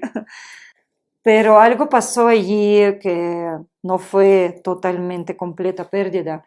Eso fue en diciembre y yo todavía, últimos pedazos de mí, intento a generar ese negocio que tenía con mi ex para poder hacer, o sea, sustento y poder dedicar tiempo a mis hijos. Y él decidió que como otros pudieron robarme dinero, él también debe. Entonces, entramos en enero con una fatal cosa que su madre estaba muy enferma y falleció, no sobrevivió. Y ese día que ella fallezca, él decide armar todo la cosa con compra coches que nunca compró. Para negocio supone, como falleció su mamá, él tiene derecho de desaparecer unos días para nadie va a sospechar nada. Este es horrible plan. Entonces yo no podía exigir documentos en este momento, ¿no? Y luego, pasando tiempo, cuando quise vender esos coches, porque pues obviamente no jalaba el negocio, menos con él, descubro que esos coches no son míos, no son comprados, son a crédito, son financiados y nunca fueron pagados. Fue fatal. O sea, esa cosa que él hizo para mover dinero, él invirtió en comprar su BMW, no sé qué, que perdió luego porque el coche resultó ser dañado. Invirtió en conquistar nueva señorita, invirtió en mejorar su calidad de vida y así, pero en mismo tiempo, cuando empezó a salir estas cosas a la luz, empezó a chantajearme para que me quedo callada, porque ya estaba involucrado con otra persona, conquistando a ella. Y yo me llené tanto de ganas de venganza, me dolió tanto esa traición, para mí es pecado más grande que hay. Y yo hice algo que a lo mejor no debía hacer, a lo mejor sí, no sé. Pero en este momento, como él no abandonó ganas de, como algunos hombres hacen eso, o sea, aunque eres ex y ya tengo otra, te mantengo aquí involucrada, se muestra simpatía. A lo mejor quería hacer para que yo no exijo que él debe solucionar lo que hizo, él mantenía charlas conmigo. Entonces, en algún momento yo no sabía que él iba a ir hasta allá, pero sí engañó a su mujer, y no una vez, ya estando con ella. Yo, todo eso, chats, todo, lo mandé a ella. La mandé a ella y por no ser poco, mandé también a su hermano, porque ella inmediatamente me quiso bloquear. Dijo, no, pues cuando familia la sabe con quién está, no quería ni estar con él. Y a esa persona cuando sabes que cae a máscara y tú aceptas como es él, tú estás y así como, no quieres tener nada que ver, pero quería vengarme y quería mostrar a ella con quién se está metiendo, porque parecía chica de una buena familia y todo, pues no funcionó. Ella en algún momento pensó que es una competición y tiene que ganar el premio y aceptó estar con una persona que la engañó. Y no solo aceptó estar, sino también ya creo que tienen 2 hijos. Es que tenemos amigos en común, resulta ser. Y constantemente me mantenían allí con cosas como, sucede esto. Y así. Y ella nunca quiso aceptar o sea, supo, pero nunca quiso aceptar de que va a dejar ir, a pesar de que engañó y todo, como es premio. De hecho, año pasado tuvieron otro hijo. O sea, él ya tiene en total por lo menos 5 o 6 hijos. Sí. Y por supuesto, él no tiene nada que ver con tu hijo. No. Ni le interesa, no lo busca, nada. Los pocos veces que él buscó, obviamente a través de abogado, porque lo tengo bloqueado por todos lados, porque pues amenaza, busca, o sea, no. Fueron mensajes escritos como para público. Haz de cuenta, escribes mensajes sabiendo que dices la mentira, yo sé también, pero porque alguien va a leer y es actor. O sea, no es actor, pero probablemente quería ser. Entonces escribe mensajes para alguien. Obviamente yo en algún momento, cuando me empecé a salir de todo ese hoyo oscuro y todo, pensé, a lo mejor estoy tomando decisión equivocada de mantener como aislados, aunque él no lo busca, él está muy involucrado allí. Las únicas veces que él buscó era como para decir, porque su hija lo busca, hermanito, porque hay que cuidar buena imagen frente de su esposa, y así o porque abogados exigen, en algún momento él intentó contraponer la parte porque tiene que pagar pensión. Entonces, allí él contrapuso de que yo no dejo verlo y por eso el hijo tiene que estar con él. Obviamente eso se cayó inmediatamente y llegó tan bajo que última vez que nos vimos en un juicio en 2019, creo. Sí, 2019.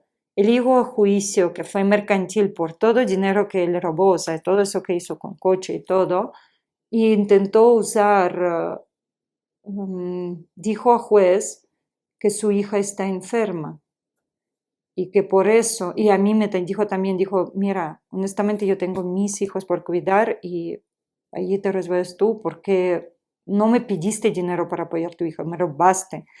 Entonces, él intentó usar eso con juez, diciendo que su hija está enferma y necesita atenciones y bla, bla, bla.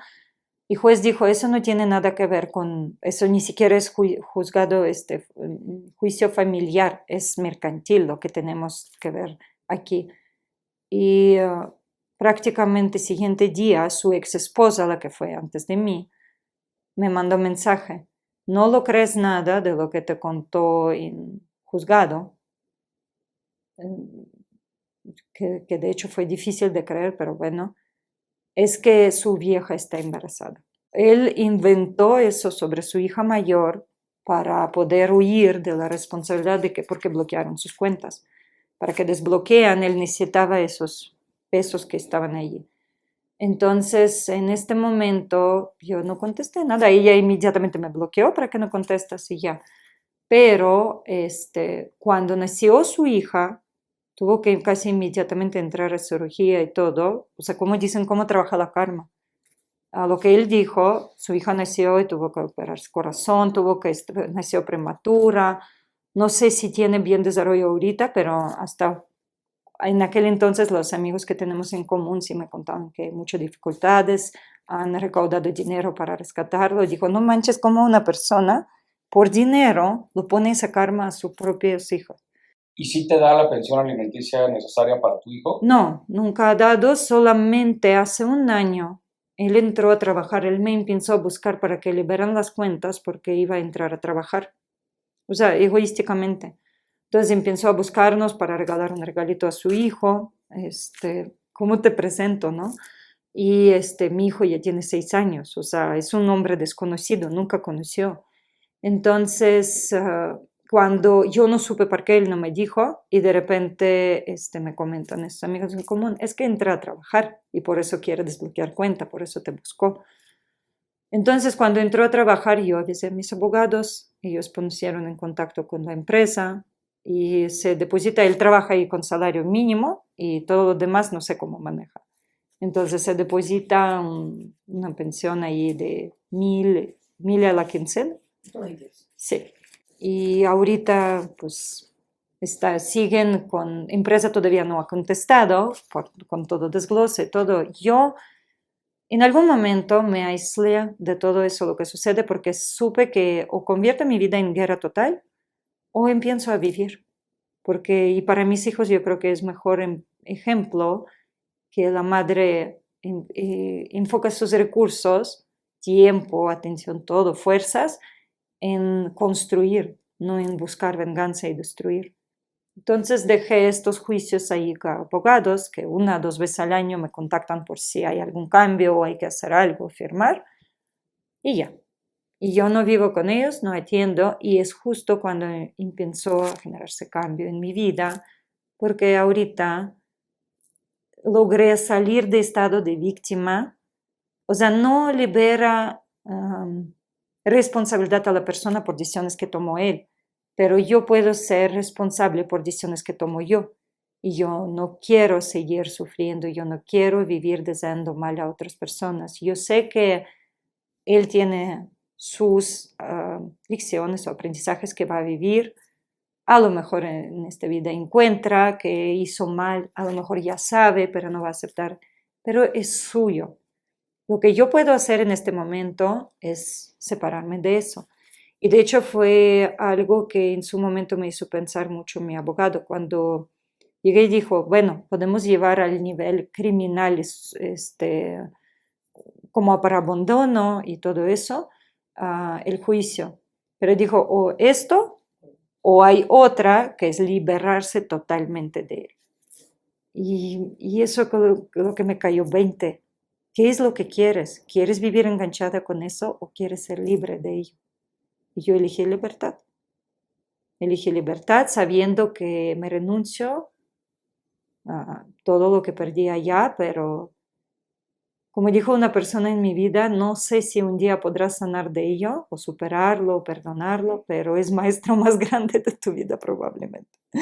Yo me salí de estado de me hicieron, me lastimaron, ni con compadres, ni con él. O sea, yo entiendo y no puedo decir que me siento feliz con lo que pasó, no.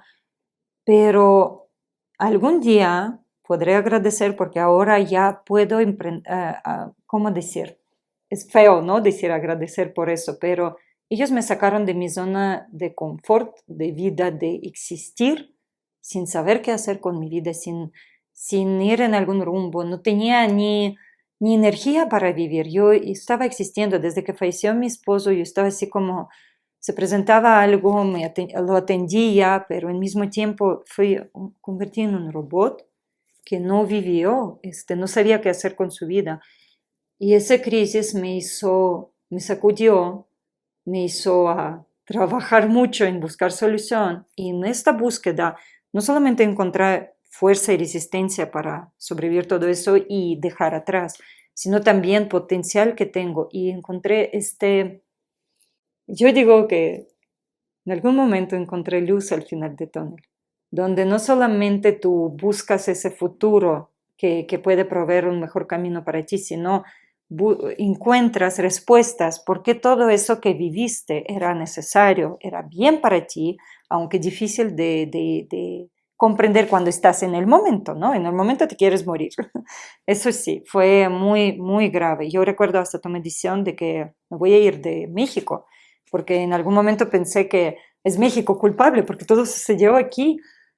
Empaqué mis cosas, ya estaban en contenedor en el puerto, y el último momento hablando con un amigo me dijo, vas a empezar todo de cero, ahí en Ucrania y todo de nuevo. Y va a ser muy fácil. Dijo, pues no, de hecho más fácil para mí sería empezar aquí, porque aquí ya conozco, aquí es mi vida, últimos 10 años, o sea, en aquel entonces era todavía 10 años. Entonces, y así como, ¿por qué culpo a México? México no me hizo nada. Y entonces me doy o sea, regreso en mi contenedor con cosas, regreso todo y pienso a trabajar en mi vida aquí. Sí me hice mi viaje a Ucrania, pero fueron unos meses para estar con mi familia, con bebé recién nacido y todo. Pero regresé y desde allí empezaron a suceder cosas mágicas. Porque cuando regresé, empecé a conocer personas, entraron muchas personas nuevas a mi vida porque tomé otro rumbo. Y estas personas ya no estaban atadas a mi pasado, me ayudaron a soltar eso y al mismo tiempo me mostraron muchas herramientas, muchas soluciones para todo lo que viví, donde tú puedes sanar, donde tú puedes encontrar sentido para tu vida. Y ahorita puedo decir, personas con quien yo trabajo para ayudar a salir de lugares oscuros, a lo mejor yo no podría lograr si no viví eso en mi propia piel en pasado. Me ayuda a ser más empática, me ayuda a comprender si están en un momento que todavía son frágiles, sensibles, y sí, o sea, me hicieron yo pobrecita y todo, y todavía no están en el momento de tomar acciones, ¿no? Porque muchas veces nosotros empujamos a las personas, tú debes ser fuerte, tú debes salir de allá. Pero a lo mejor es etapa donde tienen que todavía llorar, sentir que eso fue injusto, o sea, sanar. Fue muy doloroso y una tras otra, y tuve que atender, y tuve que aprender de ello. Y ahora entiendo que esto fue para sacarme de esta zona donde yo no quería vivir de acuerdo con mi potencial, no quería abrir mi potencial, no quería caminar mi camino. Estaba ahí en el limbo. Entonces, ¿cómo te sacas a ti del limbo? Generando una crisis. Y crisis llegó de donde no esperabas. Entonces, genera mucho conciencia y mucho. Es cuando gente toma control, ya no son víctimas. Tú sabes qué causó que llegaste aquí y otra persona solo te muestra atención, aunque va a cobrar karma por ello o todo, porque sigue siendo decisión mala, ¿no? De su parte, pero al mismo tiempo tú solo puedes cuidar lo que es bajo tu control. Yo no puedo obligar a estas personas que me devuelvan lo mío, ni con juicios podría decir, pero puedo hacer mi trabajo para aprender de ello, sellarlo y de hecho recuperar, o sea, como si nunca perdía lo que perdí ayer. Es así. Entonces tenemos que tomar control sobre lo que está bajo nuestro control, no otras personas, no decisiones de otras personas. Y eso ayuda a generar ese camino donde ya ahí está felicidad, donde vives en el momento, sabes que todo lo que sucede está bajo tu control.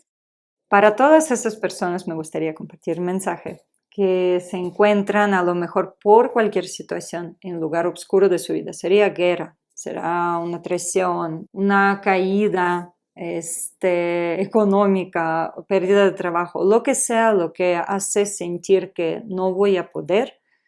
Que me gustaría compartir es que siempre, siempre deben encontrar fuerza solamente para este día en que están. Los tiempos oscuros en nuestra vida justo nos generan esa capacidad, habilidad que nos salva de vivir aquí y ahora en este momento. Porque cuando nosotros queremos desperdiciar nuestros recursos y fuerza proyectando que en un mes debo estar bien, en 2 meses debo ya sanarme, no nos angustiamos mucho y desesperamos y caemos en depresión y todo, pero si buscamos fuerza para este día a la vez, no pasará mucho tiempo cuando van a dar cuenta que tiempos oscuros se quedaron en pasado y que ya salieron de allí, solo un día a la vez, y sí van a poder. Yo sí viví muchas cosas que compartí y varias que a lo mejor no alcancé a compartir el día de hoy, y sí puedo decir que encontrando fuerza y energía para seguir solamente un día a la vez, van a poder salir de allí. Y sí hay luz al final del túnel.